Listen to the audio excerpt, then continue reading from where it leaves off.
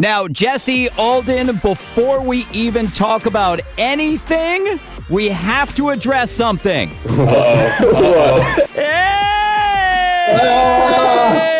Yes. Happy birthday to Jesse! Thank you. Thank you. Now, I don't know how this is going to work, but feel free to blow it out for good luck. Oh, my God!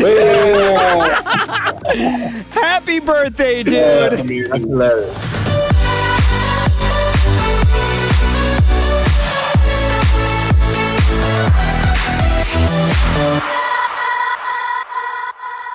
Alden, Jesse, VAVO, welcome to America's Dance 30. Hey, thanks for having us. Thanks for having us. Of course, and we've got a lot to chat about because not only do you have one song climbing the chart, but you've got another song that is about to drop, which is amazing.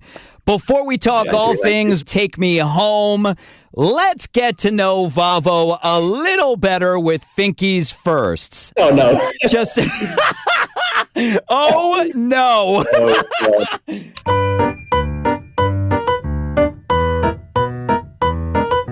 So I've gotten to know you guys a lot lately. We've hung out when you guys were in town. There is no way that producing and DJing was the first thing that you guys wanted to be when you were growing up. Alden, what was the first thing you wanted to be growing up? Oh, my God. Okay. Probably the first thing was an astronaut. I know that's every kid's dream, but it generally was an astronaut. And then I realized I'm not smart enough to do that. And then it was like firefighter, I think. So how did you go from astronaut and firefighter to DJing and producing? Oh, my God. So I remember I wanted to be an astronaut when I did a little paper round. So I was cycling around and I thought I wanted to be an astronaut. Realized that was very unattainable. So then I remember I was scouring through YouTube, because I always liked dance music. And I came across tutorials on how to make dance music and then just started doing it, stuck with it, and here we are. Well, I just hope your attitude has changed because anything is attainable. You could have been an astronaut if you wanted to be. I still can be. Absolutely. And Jesse, what about you? What was the first thing you wanted to be growing up? Oh, gosh. I think just like Alden, I wanted to be the other side of the first responders. I wanted to be a police officer when I was growing up. And how not an astronaut. That bar was a little too high. I was like, what's the other side of being an astronaut? Did you just want to be on the moon? I mean, hey, I wouldn't say no to that. Right? Yeah, no, I wanted to be a cop, and I guess you wanted to be a firefighter. Look at that. Well, we can still join the forces, I guess. Part-time? Yeah. So what happened? Where did your life change from being an officer to getting into DJing and producing? It was actually spring break in 2012. I went to Cancun with a bunch of my boys, and we just saw, this is early dance music years, essentially, especially in North America. And just seeing those DJs in the crowds and how crazy it was, I was like, you know what? I want to do that. So came back home, bought my first DJ controller, which was like an X Audio, like a super old MIDI controller, and just started DJing parties and stuff. And then, yeah, that's what brought me here. I thought you were going to say you got arrested in Cancun, and so that kind of ended. Thankfully not. Now, Jesse, you were born in Canada. Alden, you were born in the UK. Is that right? Yeah, so I was born just outside London in the UK. Do you guys remember the first time you visited the United States? Sure do. Yeah, it was a wild week. Wasn't it? It was actually crazy. Yeah, it was the first time Alden and I met in person, and the first time we met Max, our manager, in person. So we all met at the same time. That time that you guys all met in New York was the first time you were ever in the States? My mom was very skeptical. Oh, both our moms were like, "You're gonna get kidnapped." She was like, "You're gonna meet two random guys from the other side of the world. Like, what are you doing?" No offense to you guys, but you guys are both big dudes. I don't see you being kidnapped anytime soon. Yeah, you never know, Brian. You never know. I was way skinny about that. I could have been taken. That's so funny. Now, was VAVO the first name that you guys were going to go with, or were there other choices? It was honestly, yeah. When we spent many like weeks and stuff trying to think of a cool name. We kind of messed up with VAVO because the V now puts you at the bottom of every alphabetical DJ list. Like if you play a festival or something like that, if you're on a DJ lineup, you're literally right down there with like Zed and a few of the other guys, like right at the bottom. So we should have went with a letter or VAVO, yeah. I might change it now. So stay tuned, that might change. So where did VAVO come from? That's a good question, Alden. Yeah. Okay, so it's a very interesting story. So I remember we were on Skype. I think it was Skype. We were on Skype. I was sat in my kitchen, just drawing random like symbols on a bit of paper. Because back then, like symbol like logos and stuff were cool. I think I drew like 2 triangles or 3 triangles and like a 0. So it looked like VAVO. I was like, oh, what about VAVO? That sounds cool. And then we like Googled it. No one else is called VAVO. So we're like, yes, we're sticking with it. You know, Brian, I wish we had a cooler origin story. We're going to have to think of something. Yeah, okay. Please do. Edit this out. Next time we come have an interview, it's going to be like just this epic story. Super like, in depth. Yeah. I'm just going to say this on behalf of all your future interviewers. Please come up with a better story. Now, wow, okay. You know, it's another one love. Now, of course, you guys were just in town, and when you were in town, we were hanging out at Busch Gardens riding coasters while you guys were hungover, which was... I was not hungover. I was just extremely terrified. I was super hungover. Let's let the record state that Brian loves roller coasters and goes to that park a lot more than we do. Not cool what he did, but... Yeah, because the first coaster I take you guys on was the most intense coaster there. We both screamed so hard. I just had my eyes closed the entire time. I did not open I think my I blacked eyes. out, to be honest. No, you blacked out on the next one. I'm way too big to be going on roller coasters, all right? My frame does not fit on the nose. Oh, my God. And you decided to take us on the most terrifying roller coaster, I think, in existence. Everyone beware, if Brian takes you to a theme park, don't go. Extra underwear, extra shorts, like, yeah. I'm cutting all this out. People need to know, Brian. Now, do you remember the first coasters that you guys ever went on? And don't say that it was Iron Gwazi at Busch Gardens. I grew up in Ontario, so we had Darien Lake in New York, which was fairly close. So as a kid, me and my cousins would always go over there. So they had like the Superman roller coaster. Oh, that's but intense. Again, I was much smaller, much more naive to stuff. So I was like, oh yeah, I love these coasters. And then now I'm like, hold on, this is actually quite terrifying. And Superman is a terrifying ride. I've ridden that at Six Flags. Big, like inverted, it's. I would not do that. That's intense. So. What about you, Alden? There's a couple coaster parks like near where I live. There's one called Chessington, which is like a kiddie one. No, but I went back there a couple years ago. It's still so scary. Right. Oh my God. Alden goes in the teacups and he's ready to throw it feels like you're going to fall off the sides. Yeah. And then one park, which is like an adult you're one. not making us seem like big macho. We don't get scared. We'll go back. Yeah, what? Roller coasters? Come on. Easy. Man. I got to say, though, that there is a kids ride at Busch Gardens that, in my opinion, is one of the most terrifying rides there. So I'm completely with you. It's totally cool. There you go. He's got you. I'm coming back. I'm going to come back. I'm going to take you guys on that one, and you're going to be like, what was that? And then I'll be the guy. I'll be the one holding your phones and stuff like that, like when you guys went on that. Oh my God! Yeah. Holding our purses. Whatever you need me to do. Finally, in Finky's first, with your song "Take Me Home" climbing the charts with Clara May. If you guys were arrested, who would be the first person you would call to take you home?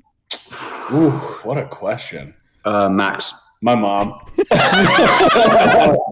is too far. I mean, what are you going to do with Max? My mom's even further. True. All right, we'll call my mom. I'll call Jesse's mom. She'll bail us out. That is hilarious. You know Max would totally leave you there for a couple of days. He'll drop everything and come and fly. Yeah, no, honestly, Max would be like, I'm on my way. That is so amazing. Well, let's talk Take Me Home. How was this song born with Clara May? So we had gotten a few top lines from some producers we work with and songwriters, and this was one of them, her vocal. the top line she had, and I think it just really stuck out to us. Yeah. We loved what she had done with Cream in the past and really loved her vocal and thought she was a really talented artist and is a really talented artist. So that's just one of the ones we picked and started working on it, and thankfully we did. Yeah, did it via Zoom because I was back in the UK sorting out my Canadian visa. So this song's actually born in my girlfriend's kitchen. Wow. We just sat there on Zoom with Jessie, sat in her kitchen, making it. We cooked up some beats. Yeah. Cooked up some food and cooked up some beats. So is that the way that you guys normally work, is having the vocal first and then building a song around it? Or do you sometimes start with the... It varies. We do have instrumentals too that we can send out. But there's just so many top lines that usually circulate with a lot of people. Seems to be a lot more top lines than, say, instrumentals. So... And as you release music, you find that more and more people want to reach out and work with you and stuff. With already existing top lines. Yeah. Gotcha. It definitely helps because they can set the tone and we come in and make it, rework the song, like take all the the current instrumental out, just have the vocal and make our own instrumental. Yeah. Gotcha. Now, something that I love to find out is how many different versions there are of a song from when you start working on it. And that is honestly, always the reaction. There's probably like 15 versions of this song. Like our set, like, because we'll upload most of the versions on SoundCloud just so we can all listen and send it to everyone in our camp sort of thing. And I think we've got like over 1,000 tracks. Yeah, just sitting there. And it'll just be random versions. Like, it could be a 30-second clip of like, Take Me Home V1 in brackets. What do you think of the drop? Just random stuff like that. So yeah, I don't think people really realize that, right? Because they hear the song and they're like, oh, this is really good, and then the behind the scenes is like, wow, like we were pulling our hair out. And a lot of people don't realize how many times we hear the song before it comes out, especially when you're producing. You're looping the same parts over and over and over and over. I mean, we probably, at least 500 times hear a song. We worked on the song for a good couple of months. So pretty much every day we heard it. Take me home was just ingrained. When you take me home, when you take me. People don't realize that it's like the smallest tweaks usually in different, like a change of a hi-hat or a cymbal or something. And we're so like super intricate with detail and stuff. So if one thing sounds off, we change it all, and it's a whole thing. It takes so long. Like you said, most people won't realize, but we realize, and that's what's like, okay, that's got to change. Even though the 99.9% of people listening to the song won't hear it. We can hear it, so we're like, no, we need to change. I always say this, that it's so annoying being a perfectionist, isn't it? It's a blessing and a curse.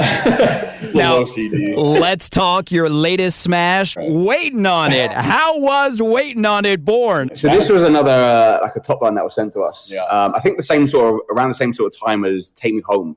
We got a bunch. Yeah, we got a whole bunch of ones. So this one really stood out because it's more of like the darker style we do. We call it Sexy House. VAVO's Sexy House. Yeah. So we actually did this back last summer, this song. Wow, that long ago? Yeah. Yeah. Just finding the right time to release it and like getting it all like finalized and stuff. But yeah, so we had the vocal, worked on it a bit last summer.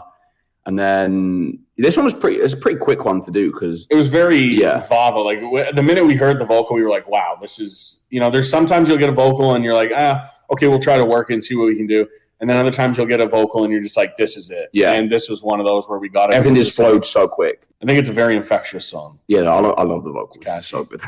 Now, as producers, is it tough when you get a bunch of top lines together to decide what you're going to start working on first? Yeah, definitely. And especially like being a duo, like we both like different influences as well. Yeah. So we have to kind of find like a happy medium. And luckily we've been able to do that. Like I think there's, like you see a lot of duos that come and go and stuff, and I think creative differences kind of cause rifts and people to go other directions. But we've been really lucky to where we'll work it out and say, hey, I really like this. Well, I don't really like this. Okay, how can we fix that? Let's fix it. Let's change it. And then we both like the same thing. We all like all genres, right? Yeah. So our workflow is pretty good. We're like two peas in a pod. Yeah. Well, speaking of all genres, of course, you guys also just dropped an incredible remix of Morgan Wallen, which was amazing seeing that. Brian. Bring Brian Fink into the country scene. Now, how did that happen? Okay, so I'm a really big country fan outside of dance music. I really do love country. And Morgan had come out with the song last night, and I said to Alden, this is going to be a really big song. I said, watch.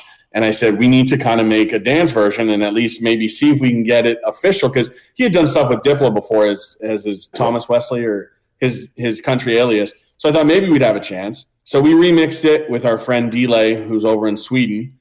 and just put it up on TikTok, and it just went like wild. It blew up the second we posted it. Insane. It's crazy. Like, shout out to TikTok, because it's insane what it can do for music.